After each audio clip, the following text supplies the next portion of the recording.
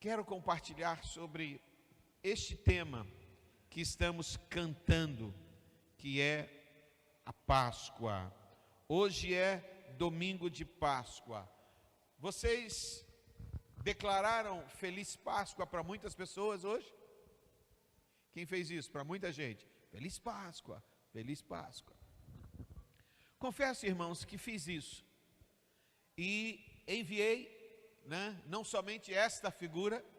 Aqui está bem claro o que é a Páscoa, não está? Está bem definido, não está? A cruz está vazia. A pedra do sepulcro foi? Quem removeu? O anjo do Senhor moveu. E o túmulo está vazio. O local que o corpo deveria estar, está vazio. Irmãos, é algo tremendo que traz esta foto e ainda outras que eu recebi, tão lindas, tão bonitas, mas confesso aos irmãos, é um pouco assustador quando eu recebo de muitos pastores, um deles o irmão Sebastião conhece, depois eu falo quem é, ele vai saber, mandando o coelhinho com ovos, com tudo para nós. É de assustar. Eu fiquei, irmão Sebastião, assim, como diz o queixo caído. Eu disse, Senhor, tem misericórdia. Porque recebi realmente de vários pastores essa declaração, Feliz Páscoa, e era o coelho com chocolate. E eu fiquei sem entender como é que pode, como isso pode acontecer. Eu estou falando assim porque o irmão Sebastião depois vai orar comigo, Senhor, ajuda-nos, quando eu contar para ele quem é. Segredo nosso, irmãos. Irmão Sebastião ali. Mas comecei a orar, viu, irmão Sebastião? Bastante. Senhor, ajuda-nos. Mas, amados, separamos e temos tido muitas mensagens aqui, e vocês têm percebido isso, o quanto estamos vendo a dedicação no momento da palavra, de forma que o texto da Bíblia muito nos aponta realmente o que está sendo ministrado, ou seja, não há uma palavra simplesmente do pastor Adelino ou de quem está ministrando aqui, quando é na terça-feira, muitas vezes a irmã Alexandra ou Dalisson, há um cuidado muito grande, eu fico feliz por isso, de ler textos bíblicos, mostrando a verdade que queremos expressar. Isso é muito importante. Não devemos nós simplesmente pegar ideias que temos e jogar e trabalhar essas ideias, mas a palavra sendo trazida e ela vai em nosso coração, produzindo o que o Espírito Santo tem para mim e para você. E muito o Senhor me esquentou o coração, trabalhando sobre isso, esse assunto, para conversar com os irmãos, porque este momento, que é a celebração de Páscoa, nos cabe sim, ver o quanto estamos conhecedores do real sentido da Páscoa. Você tem um perfeito entendimento o significado da Páscoa? Pergunta para quem está do teu lado. Você explicaria bem, tranquilamente sobre isso? O verdadeiro sentido da Páscoa? Você consegue explicar bem? Se eu te chamar aqui agora, dá certo? Para você explicar o verdadeiro sentido da Páscoa? Ah, pastor, aí eu fico nervosa com o microfone, dá não. Tá, mas tirando o nervoso do microfone, você consegue explicar o verdadeiro sentido da Páscoa, que nada tem a ver com esse coelhinho que eu recebi, o chocolate? É vergonhoso receber. Eu mandei de volta, irmãos, uma figurinha. Eu mandei para alguns, mas não todos. Eu devia ter colocado ela no grupo da igreja. Deixa eu ver se eu consigo. A Leu, a Jaqueline, eu não sei se a Leu tem ali, aquela figura que eu recebi, que mostra assim, um no meio de vós. Tem aí? Passa para as meninas, porque eu gostaria que vocês dissem. Eu mandei essa para o pessoal. A Alexandra vai mandar para vocês, vocês projetem ali para mim, urgente. Porque eu mandei essa figurinha, dizendo assim, quando Jesus está na ceia, né? Mas tem um que não é da turma. Ele diz assim, um de vós não tem parte comigo. Sabe por quê, irmãos? Vocês vão ver já já. Tem um lá assim, meio camuflado, né? Mas é muito importante, neste mês, nestes dias, né? De sexta, sábado, sábado de aleluia e domingo, estamos comemorando a nossa libertação do pecado, através do sacrifício que Jesus fez na cruz do Calvário. A cruz está vazia. Vamos lá, nós fizemos questão de trazer a cruz que fica ali, vamos colocar ali para entender esse simbolismo. Então eu estou falando, quando falamos de que estamos celebrando exatamente a questão da libertação do pecado, significa que estamos celebrando a Páscoa. É a mesma circunstância um com o outro. O sacrifício de Jesus, ele vem em lugar do que era a comemoração da Páscoa. A Páscoa, vamos então recordar, a palavra de Deus nos ensina quando está no livro de Êxodo, no capítulo 12. Se achar a figurinha, se chegar aí já projeta. Conseguiu achar ali? Ok. Mas a figurinha já foi para lá? A Alexandra mandou uma figurinha aí, vê se chegou aí, se vocês já podem projetar. Tem problema a gente esperar um pouquinho não, queria mostrar para vocês o que eu mandei de volta para quem me mandou um negócio lá do coelhinho com chocolate. A gente é amigo, mas a gente também não deixa por menos, né? Aí eu falei, vigia, varão, né? Vigia o que você está fazendo, para quê? Já pensou mandar isso para a igreja deles? Se mandou para mim, irmãos, mandou para a igreja. E eu fiquei assim, meu Deus do céu, como é que pode isso? Né? Elas estão tentando ali resolver, senão depois a gente vai.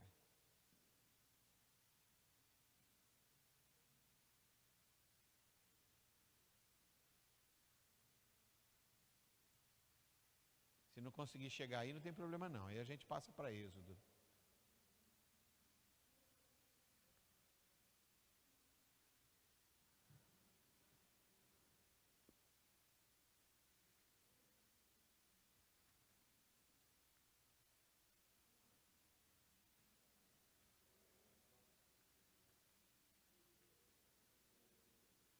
Depois chega aí então, a gente passa. Consegue ir para Êxodo, depois vocês passam. Depois vocês acham aí, alguém ajuda vocês aí.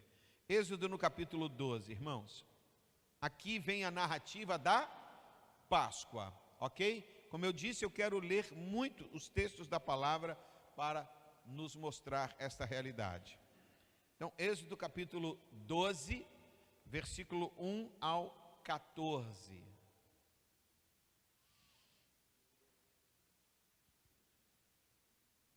E eu vou lendo aqui enquanto elas estão achando, porque pode ser que a versão comece diferente, mas eu vou ler na minha versão.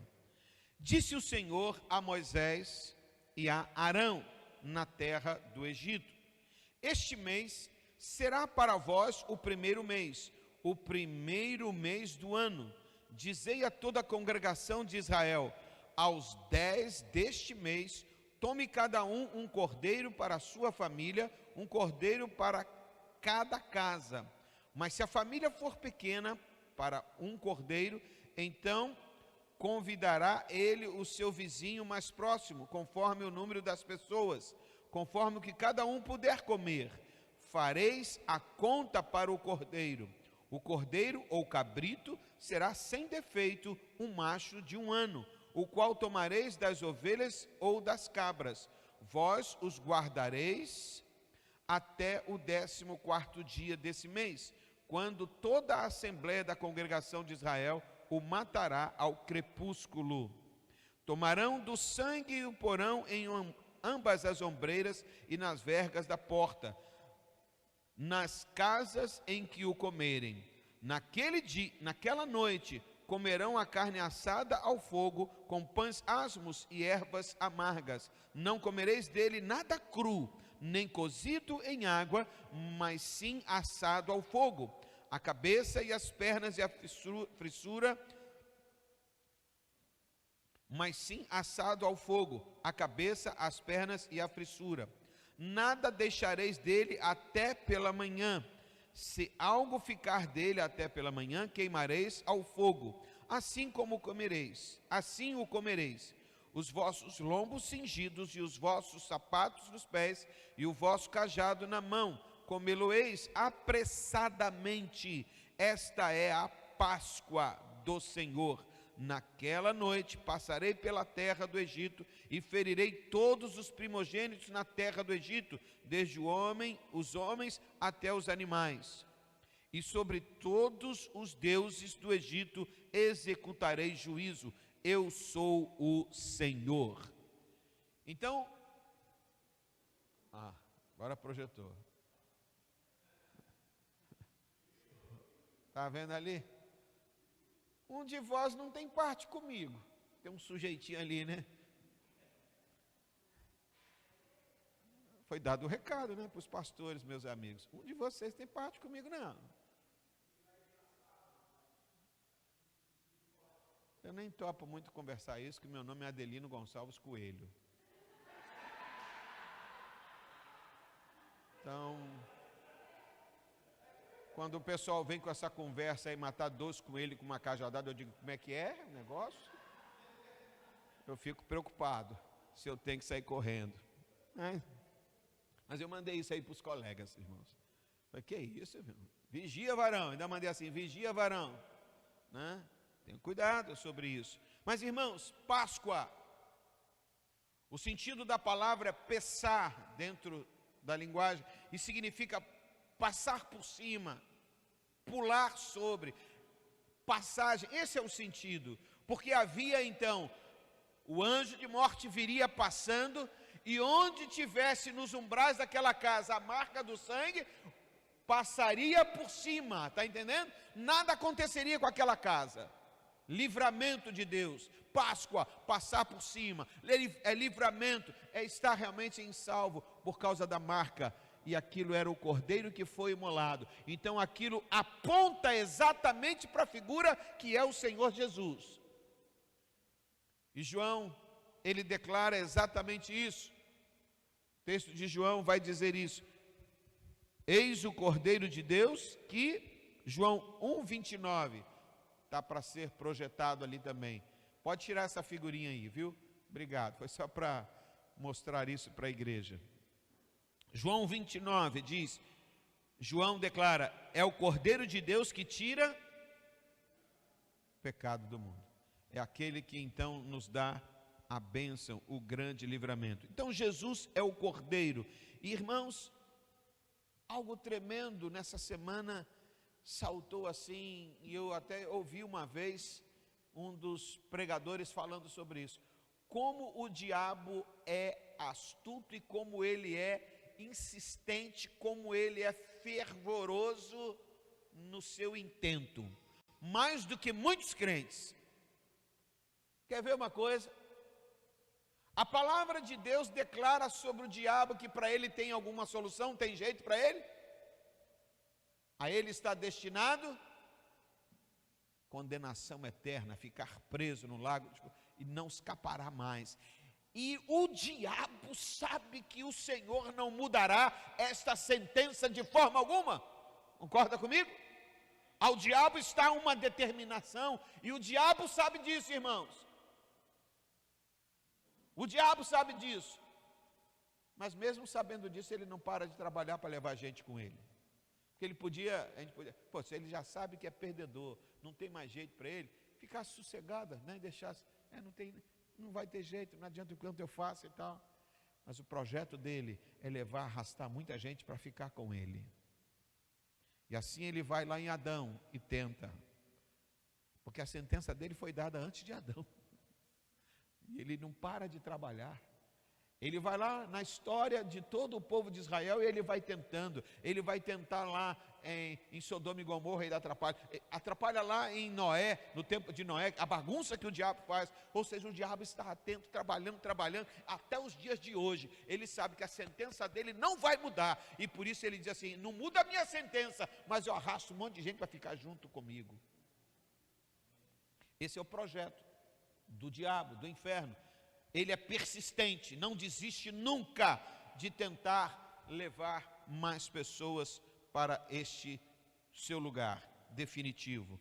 Mas, amados, Páscoa então aponta para o Cordeiro, e eu quero ver com vocês, embora você possa dizer, mas nos evangelhos, não somente Marcos, mas também Lucas fala, João fala, o irmão William leu aqui o texto também de João, mas eu quero me ater com vocês no livro de Marcos. Marcos, exatamente no capítulo 15, nós vamos agora estar discorrendo sobre este momento que é então a cruz de Cristo. Marcos, capítulo 15, e eu quero ler com vocês do versículo 21 ao 24, e depois eu vou continuar lendo em outras sequência também aí no livro de Marcos. Mas veja bem, irmãos, a cruz de Cristo. Olha aí no versículo 21. Diz assim: e obrigaram a Simão, Cirineu, que passava vindo do campo. Deixa eu destacar uma coisa. Ele foi por livre e espontânea vontade? Esse texto está mostrando que Jesus está passando e carregando a cruz. O Senhor Jesus está passando e carregando a cruz. E obrigaram a Simão Cirineu, que passava, vindo do campo, pai de Alexandre e de Rufo. Preste atenção nesse homem aí chamado Rufo. Pai de Alexandre e de Rufo, a carregar-lhe a cruz. É alguém que está passando e não se oferece, mas alguém pega e diz: vai lá você vai ajudar. E ele pode, mas a cruz não é minha. Pergunta a vocês, era ou não era? Era minha e dele. A cruz era nossa, irmãos.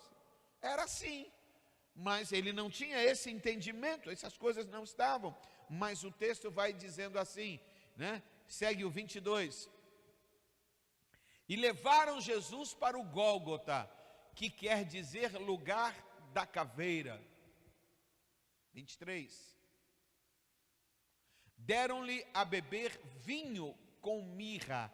Seria um entorpecente para aliviar a dor, diminuir o seu sofrimento. Entendeu, irmãos? Mantém lá, ainda não terminei não. Ele, porém, não tomou, não aceitou. Jesus não aceitou. 24. Então o crucificaram e repartiram entre si as vestes dele, lançando-lhes sorte, para ver o que levaria cada um. Irmãos, esse texto traz vários ensinamentos. Primeiro, esse que eu acabei de mencionar. O Simão estava passando e foi surpreendido com a ordem: pega a cruz, você vai carregar. E ele vai carregar, e ele entende, não é, está atrapalhando o meu dia, eu ia para outra situação, mas ele é então obrigado a levar a cruz. E nós podemos entender, a cruz era assim também para ele, porque a Bíblia diz que o salário do pecado é a morte. Então o destino de cada um, por causa do pecado, é a morte, e ele vai pagar o preço. Então a cruz de Jesus é a minha cruz e é a sua cruz, sim ou não? A cruz de Jesus é a minha cruz. Representava muito mais do que aquele homem estava enxergando, né? Mas eu quero lembrar a vocês daquele Rufo que eu falei. Eu fui olhando e dando uma pesquisada, eu encontrei o seguinte, em Romanos no capítulo 16, no versículo 13, Romanos 16, 13, porque esse Simão Cirineu vai carregar a cruz, ok? E diz que ele tem filhos, não é isso? Olha o que vai dizer lá na frente: saudai Rufo, eleito no Senhor, e igualmente a sua mãe, que também tem sido mãe para mim. A família daquele homem se converte. Esse é o Rufo, filho do homem que carrega a cruz. Nem ele nem a família tinha a ver com Jesus, mas aquele momento, aquilo que acontece ali, vai provocar uma transformação na família de Simão Cirineu, e os filhos dele mais tarde são assim considerados. Saudai Rufo, eleito no Senhor, igualmente sua mãe, que também tem sido mãe para mim. Isso é o apóstolo falando. Olha que coisa legal. Eu fiquei feliz quando encontrei isso, irmãos, porque são as curiosidades, são aqueles detalhes. Ué, o moço vai ser obrigado a carregar. Olha a transformação na vida desse homem. Olha o que muda. Eu fico feliz demais. Eu estive na casa de paz com Marcelo e Alexandra, né? E vai falar de Raabe. Quem vai entender que Raabe vai participar? Aquela mudança toda, irmãos. Olha o que acontece com ela por ajudar os que são espias. Olha o que muda na vida dessa mulher. Lá na frente de genealogia de Jesus. Uma prostituta. Mas ela decidiu abençoar os que são espias, dizendo: esse povo de Israel é tremendo, esse Deus de Israel, eu quero esse Deus comigo. Os deuses daqui não são de nada, eu quero o Deus de Israel. É tremendo quando a gente vê essas curiosidades, essas coisas tão tremendas. Então, o Senhor não se deixou entorpecer, porque o Senhor entendia, é para ir às últimas consequências. Ele não aceitou, não deixou, não admitiu a sua dor ser aliviada para estar assim, sem tanto problema, porque ele iria até as últimas consequências, sofrendo o mais terrível, pelo mais terrível pecador. Jesus não aceitou ser aliviado. As suas vestes, nós lemos, elas foram também o quê? Repartidas. Ali nós podemos entender o seguinte: a justiça de Deus, né, representava, as vestes também representavam do que a gente lê sobre a justiça de Deus, repartida entre os soldados, significavam oferecida ao homem, ao pecador. Ele estava oferecendo aos pecadores da sua justiça. Quando Adão pecou no jardim do Éden, irmãos, ele foi despojado de sua vestimenta. Lembra disso? Aí alguns já me perguntaram uma vez assim: pastor, quando fala isso, que Adão foi despojado da sua vestimenta, pastor, como é isso se a Bíblia diz que ele reconheceu que estava nu, ele não tinha roupa ainda, nunca tinha feito? Você sabe qual era a vestimenta de Adão? Qual era a vestimenta de Eva? Quem sabe? Qual era a vestimenta, já que eles não tinham a roupa como nós temos? Foi o Senhor que depois vai dar a eles se cobrir. Qual era a vestimenta de Adão e de Eva? A glória do Senhor. A glória estava presente neles, de maneira que estavam nus, mas não se viam com a característica que se a gente hoje vê alguém pelado. Está entendendo? Não se viam, embora estivessem pelados, digamos assim, mas a glória do Senhor cobria, havia pureza por causa da glória que vestia. Era isso que acontecia. É como as crianças hoje, elas veem um ou outro peladinho andando, e ninguém liga para nada. Pureza, pureza. Só no tempo de Deus, para as coisas de Deus, que isso estaria para multiplicar a geração, esse projeto de Deus. Mas a pureza, a glória de Deus vestia Adão e Eva. Então tem esse simbolismo: tirar as vestes, repartir, para cobrir a justiça de Deus que vem sobre o homem, cobrindo o homem de todas as suas transgressões. Então o homem foi declarado justo por causa do que Deus, por causa do que Jesus fez. Então, irmãos, esse primeiro momento, nós vemos então essas questões. Mas vamos seguir esse texto de Marcos. Agora nós vamos ler do versículo 25 até o 32. Volta lá, 25. Era a hora terceira, quando o crucificaram. 26. E por cima estava em epígrafe a sua acusação: Rei dos...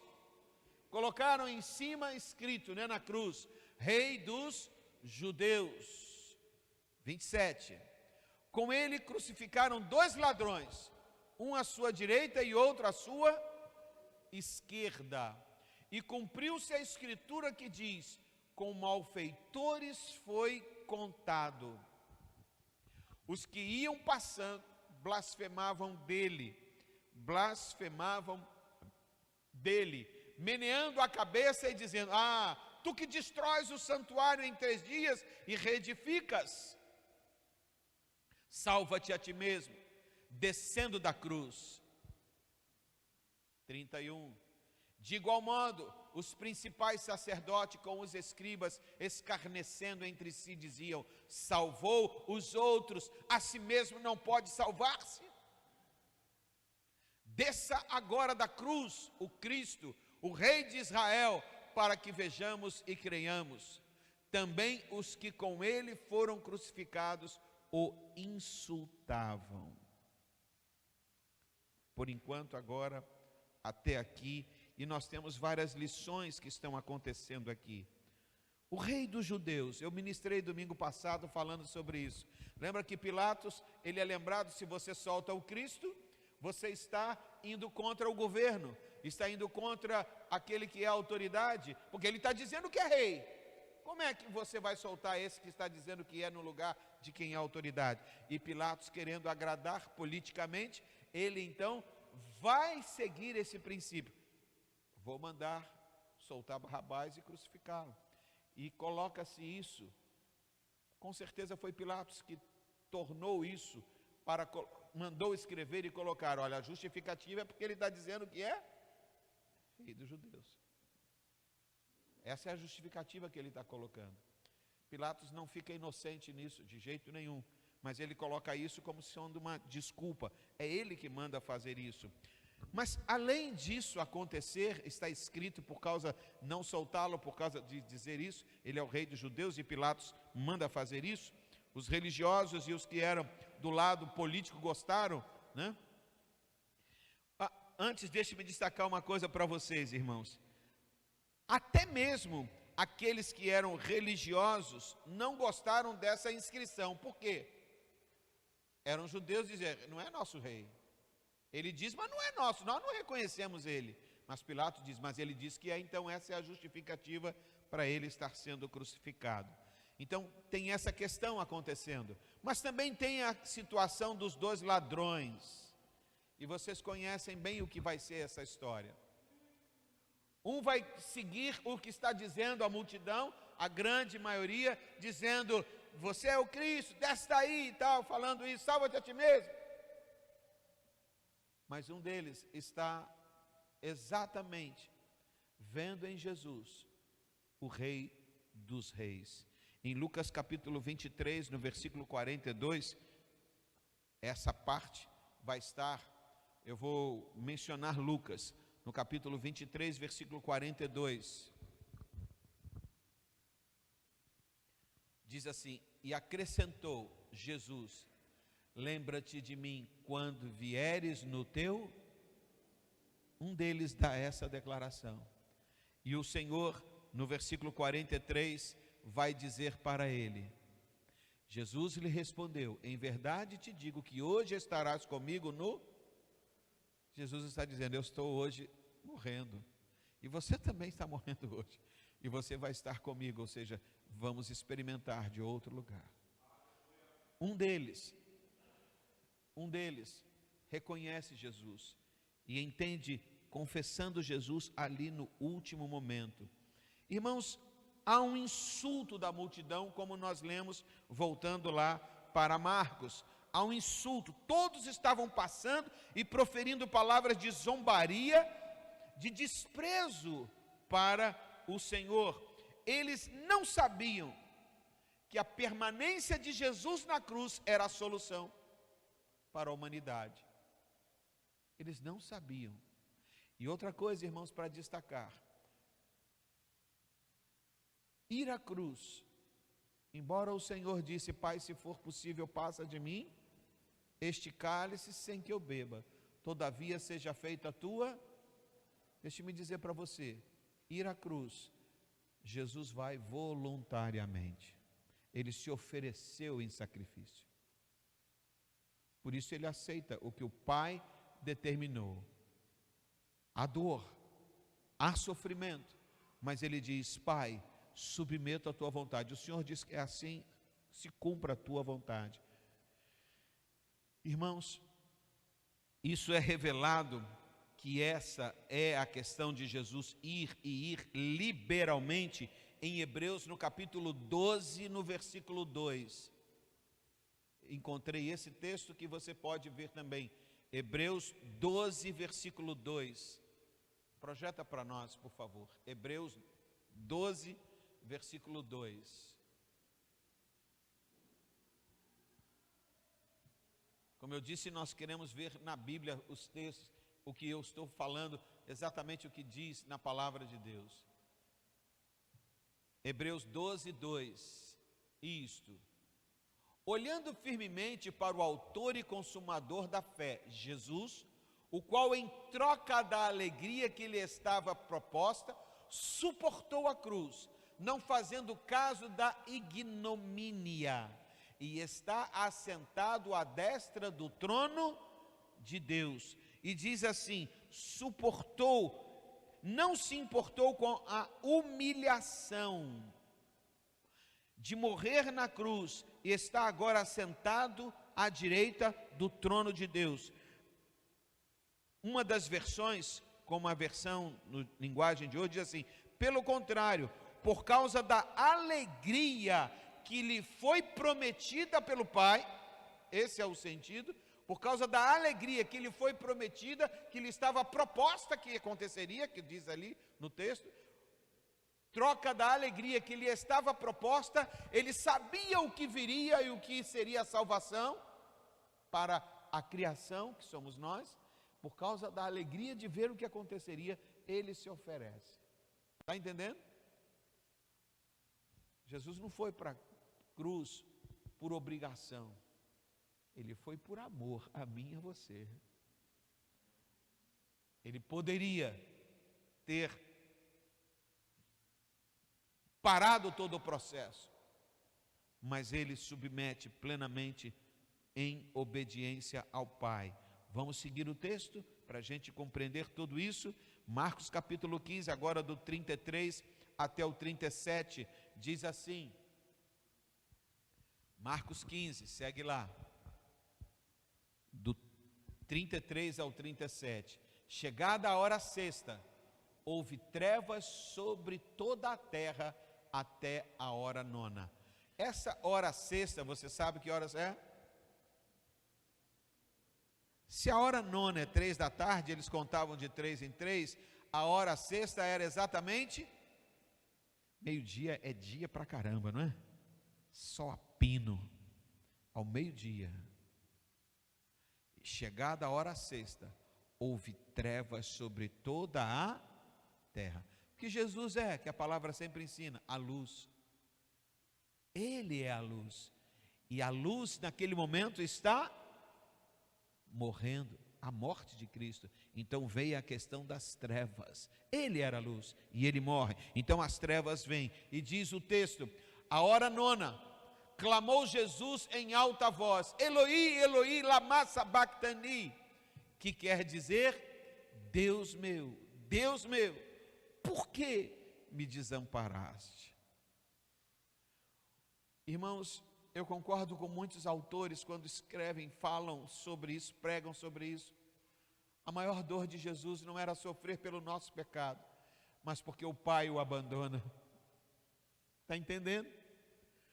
A comunhão intensa, permanente com o Pai vai parar, porque Ele recebe todo o peso do nosso pecado, e o Pai não tem pacto com nada de pecado. O Senhor é puro, santo, não tem como compactuar, então o Pai se ausenta. Essa foi a maior dor de Jesus. Há muitas vezes nós passamos algum tipo de dor, alguma coisa, mas alguma situação que machuca e tal, mas você já percebeu o quanto dói quando alguém que amamos muito passa e a gente fica, é difícil, não é? Imagina a íntima comunhão que tem o Filho com o Pai, Jesus com o Pai, porque eles são, e Jesus fica sozinho naquele momento. Essa foi a grande dor, a maior dor. Eloi, Eloi, lama sabachthani, Deus meu, Pai. Isso é o que Jesus está passando ali. Ainda projeta para nós: por que me desamparaste? O versículo 35.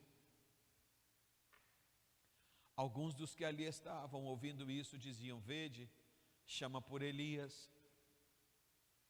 E um deles correu a embeber uma esponja em vinagre, e pondo-a na ponta em um caniço, deu-lhe de beber, dizendo: deixai, vejamos se Elias vem tirá-lo. Vamos ver se vai vir socorrê-lo.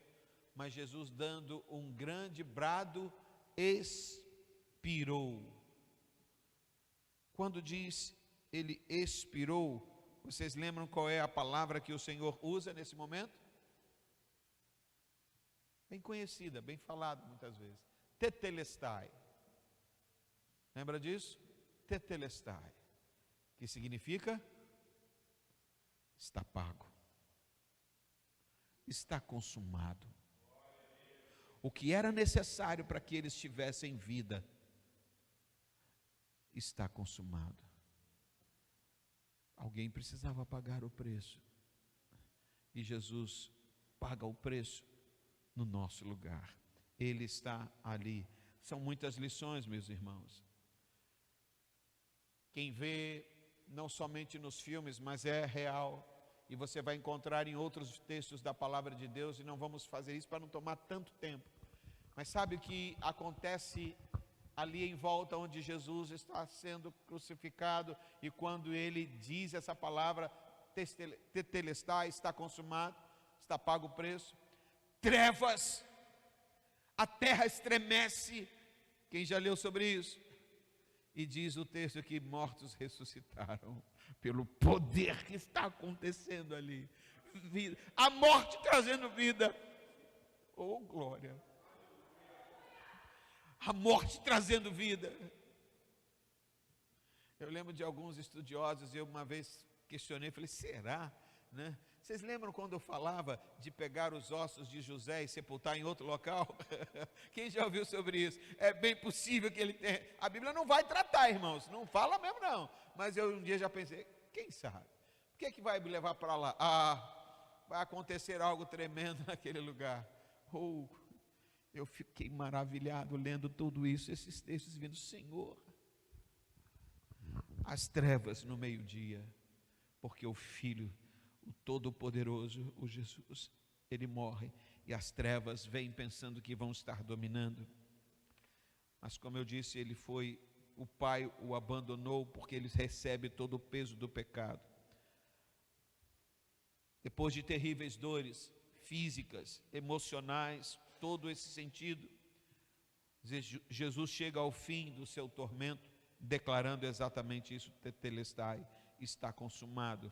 E nós precisamos seguir um pouco para encerrar, que vai Marcos capítulo 15, ainda do 37 ao 41, que vai falar também sobre esse momento. Vamos ver o que a Bíblia diz. Versículo 38. Marcos 15.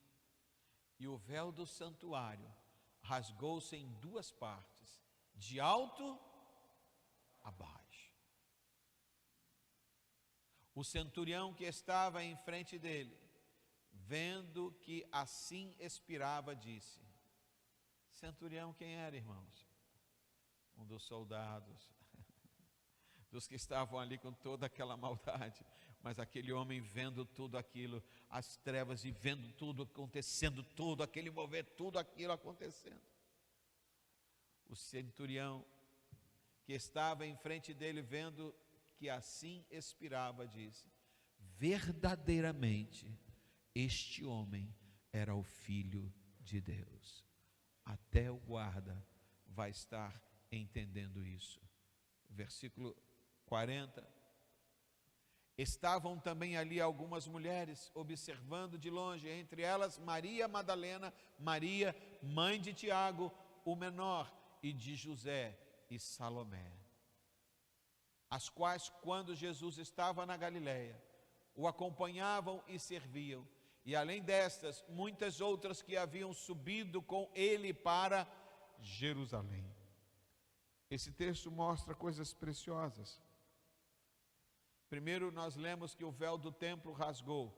O que era o véu do templo naquele momento, irmãos? Vocês lembram? Que naquele momento no templo havia separação dos lugares. Onde havia o santo e havia o santo dos santos, onde somente uma vez podia entrar por causa do sacrifício que ia feito. Se Jesus faz o sacrifício, exatamente acontece isso. O Todo-Poderoso Deus, o véu rasgou de cima, ou seja, o Senhor fez isso sobrenaturalmente. Aquela separação já não mais existe. Por causa do que aconteceu, ele pagaram o preço.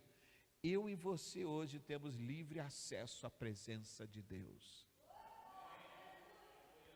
Você não precisa vir pedir o pastor Adelino, se fosse, agora o sacerdote aqui é o pastor Adelino. Pastor Adelino faz assim, assim, assim por mim. Você tem livre acesso à presença dele. O véu do templo, o testemunho do oficial romano que diz: esse verdadeiramente é o Filho de Deus. E nós vemos aí nesse texto fidelidade daquelas mulheres até a última hora, irmãos. Não é verdade? As mulheres sempre se destacam. Não é de hoje, né? As mulheres estão sempre em destaque no ministério de Jesus. E elas permanecem. E eu quero, já indo para o final, ver com vocês que as pessoas, elas estão sempre buscando oferecer o de melhor para Jesus. Vocês podem entender que Jesus esteve entre nós, ele esteve na terra e não passou necessidade porque as pessoas cuidavam dele, sim ou não? Ofereciam, buscavam dar a ele. Então nós vamos ver isso exatamente do versículo agora 42 até o 47, como isso estava acontecendo. Vamos lá ao 42.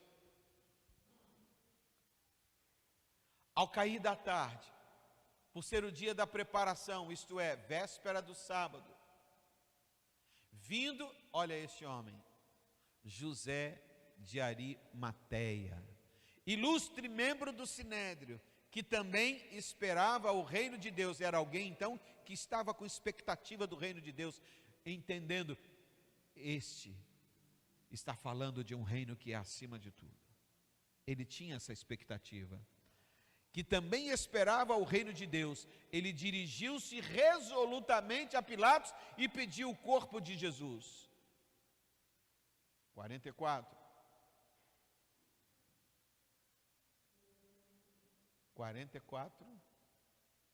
Mas Pilatos admirou-se de que ele já tivesse morrido. E tendo chamado o centurião para conferir, né? Morreu mesmo. Perguntou-lhe: havia muito que morrera. Após certificar-se pela informação do comandante, ele cede o corpo de Jesus a José.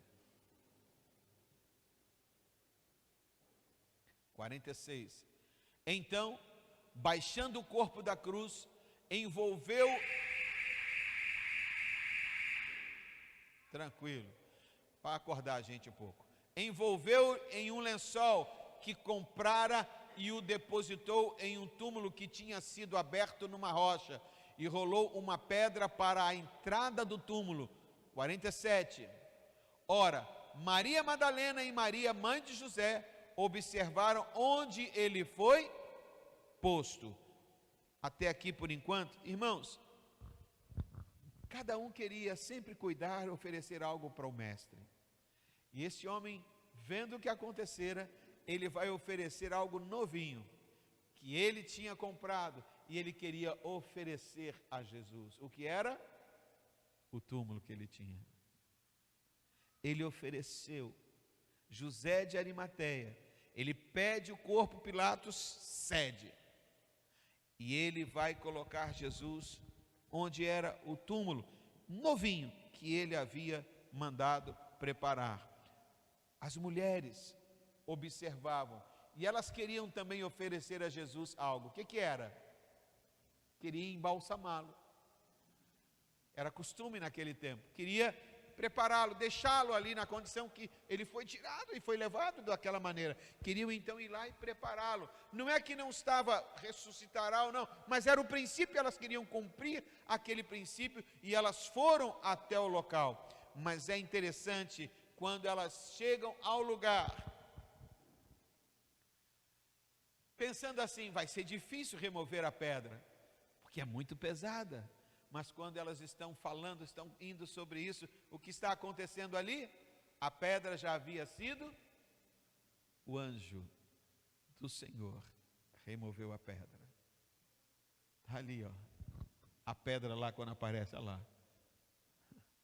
Elas não conseguiriam, irmãos. Elas queriam oferecer algo que é embalsamar, e elas veem que a pedra, e o Senhor não está ali. O anjo diz, não está aqui o que vocês procuram. Ressuscitou. Ela diz, ide, anunciai. E é interessante que elas vão anunciar, e eles vão crer? Não estão crendo. E todo o percurso vai acontecendo. E é interessante, irmãos, como eu fiquei. Vocês lembram quando Jesus vai conversar com Pedro? Ele agora ressurreto, ele vai encontrar com Pedro e vai ter aquele diálogo. Pedro, tu me amas? Ele chama Simão, né? Porque você é aquela agitado, não chama de Pedro Rocha, mas chama Simão, que era, tu me amas? E Pedro vai ter aquele momento tremendo com Jesus. Irmãos, o Senhor vai estar com os seus discípulos. É muitos textos para ler, mas então eu vou falar para vocês. Ele vai estar com os seus discípulos. A narrativa vai dizer como ele chega diante dos discípulos. Quem lembra o que aconteceu? Diz o texto que as portas estão fechadas. Imagina que tudo aqui está fechado, não tem essas tantas janelas, tem só uma porta e bem fechada, e o Senhor vem e entra e aparece no meio deles com tudo fechado. Porque ele ressuscitou. E agora o seu corpo é um corpo glorificado. Esse é um ensino tremendo para mim e para você. Você sabe disso? Porque ele está agora com o corpo glorificado. Ele consegue passar por paredes. Quero te dizer, ele disse que teremos um corpo como o dele, então seremos totalmente nessa condição, poderemos fazer coisas que hoje não dá para entender, mas vai acontecer se você estiver em Jesus, se Jesus estiver na sua vida. É por isso, irmãos, que o diabo estremece de raiva, porque o que ele dá àqueles que são a sua imagem e semelhança, que somos nós, o diabo queria para ele, queria ser igual, mas e ele não tem. Ele diz, mas para eles, ele vai dar tudo isso. E o Senhor não somente faz essa aparição, mas ele tem comunhão com eles e ele come com eles. Esse corpo é capaz de passar assim e é capaz de comer, se alimentar. Você que às vezes pergunta, pastor, como é que vai ser o corpo glorificado? Está aí a resposta. Entendeu? A resposta está na palavra. A pergunta é, nunca permita que o diabo te venha dobrando você com migalhas, com coisas simples desta terra, com essas oferendazinhas, com esses prazeres que são tão passageiros. Não ceda, porque o que está proposto é tremendamente. Oh glória, não há como explicar eu não consigo explicar para você. Que está proposto. Então, como trocar pelos prazeres efêmeros dessa vida? Como trocar, me desculpe a expressão, quantos homens entrando na rota do pecado por olhar indevidamente, por desejar indevidamente? Como ceder a isso? Não precisa, não vale a pena. Os prazeres dessa terra não se comparam. Não há. E ele diz assim, eu venci, eu ressuscitei, eu venci, e eu dou a vocês vencerem todas as tentações. Imagina, irmão. Por isso que quando chega alguém e vem dizer, mas eu não consegui resistir, você quis entrar nisso aí. Não põe culpa no diabo, não. O diabo está levando um bocado de culpa que ele não tem. Porque o Senhor morreu por você, ressuscitou por você, e Ele disse: dou a você vitória sobre a tentação. É isso que está proposto, igreja. E Ele diz assim: o diabo veio roubar, matar e destruir, mas eu vim para que vocês tenham vida, e vida com... Eu não paro de dizer para você, nunca entenda isso. O melhor de Deus está por vir, pensando em coisas. O melhor de Deus já veio, que é Jesus, e Ele está em nós. É a presença dEle. Porque tem essa frase, não tem? Não tem essa frase aí? O melhor de Deus está por vir, pensando em coisas. Oh, não! O melhor é Ele, o Senhor habitando em nós. Ele é o melhor. As demais coisas são acrescentadas. Nessa noite, o que você pode oferecer para Jesus? José de Arimateia ofereceu o túmulo. Queria fazer mais, mas ofereceu o túmulo. As mulheres queriam fazer algo, vieram embalsamar. Cada um veio oferecer algo. E eu quero te dizer, o Senhor quer algo de cada um de nós. O principal que Ele quer, igreja, é a nossa obediência à sua palavra. Porque se permanecerdes em mim, e as minhas palavras permanecerem em vós, igreja, pedireis o que quiserdes e vos será feito. Mas não é orando como eu quero, mas como Ele quer. Por isso a palavra dEle está em mim, e eu falo com Ele exatamente como Ele deseja, e Ele cumpre, porque Ele cumpre sempre o seu é dEle, viu? Propósito. Porque Ele será glorificado na nossa caminhada. Essa noite de Páscoa eu te convido a falar com Deus. O pessoal do louvor pode subir. Meu irmão, o que você pode oferecer para Jesus? Sabendo que tudo Ele fez por nós, conquistou na cruz do Calvário, por amor. Fale com Deus: Senhor, gratidão, eu te dou graças pelo que o Senhor fez por mim na cruz do Calvário. O Senhor pagou o preço, tetelestai, está consumado, está pago. E agora Ele diz assim: ofereço a vocês, tomando posse, eu estando em vocês e reinando em vocês, vocês vencerão nesta terra, e isso se chama vida abundante.